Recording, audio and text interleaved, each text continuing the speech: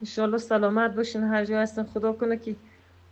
ای دخترها برادر هم گروپی هر جا هستن خدا نگاهشان کنه جور باشن در پاکستان هستن. اما وقت که من صدا رو ماندم نوا آمده بودم پلیس ها ساعت مچیم دور بری 12 بود گفتن میایم پاسپورت ها رو دیدن از ما اپلای کردگی بود پیسه اپلای هم تحویل کرده بودیم خب بند بود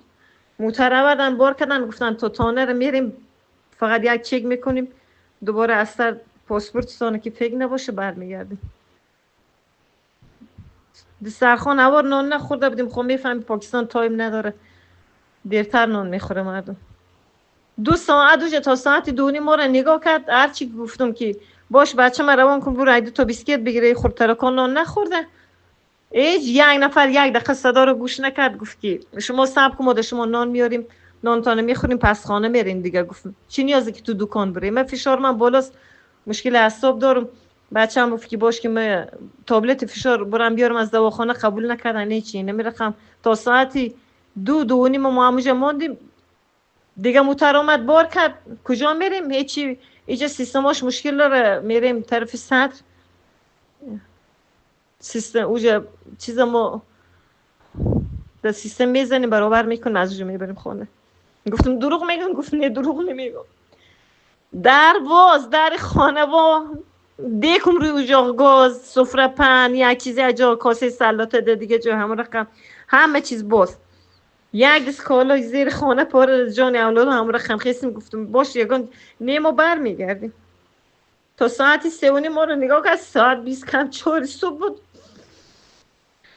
برد یک کم دوش همونجا نگاه کرد در جایی که در گفته مردم وطنی رسته بسته بابانی خونی میکنه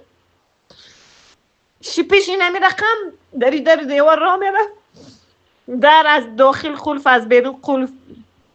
هیچی گفتم اینجا چی میکنم تا که نگه میکنم تا صبح پاسپورتاتون مود سیستم چک میکنم که فیگ نباشه پس میتونیم موبایل را گرفت که قلف کرد 2.5 روز ما رو اوجا نگاه کرد تا امروز صبح ساعت های 7 خدا خراب شد متنوردن کلگی را بار کردن هیچی دیگه کجا میبرن دیگه آوردن بیرون کردن همی حالی رسیم یک 20 خشیده ای ترخمی طرف تیر شدیم نمیفهم کجا بریم اولادا لوج نه پول نه لباس نه جای نه هیچی 3 سال پاکستان گوش نشیشتیم هرچی پول پیدا کردیم ویزا دادیم در پاکستان دادیم در صاحبخانه دادیم حالی همه اولادم همش اینو تو شکم خالی جانش لج مثل یتیمای کربلا مثل بی پدرها مثل صاحبا کجا بره چیکار کنم در کی بگم هیچ معلوم نیست.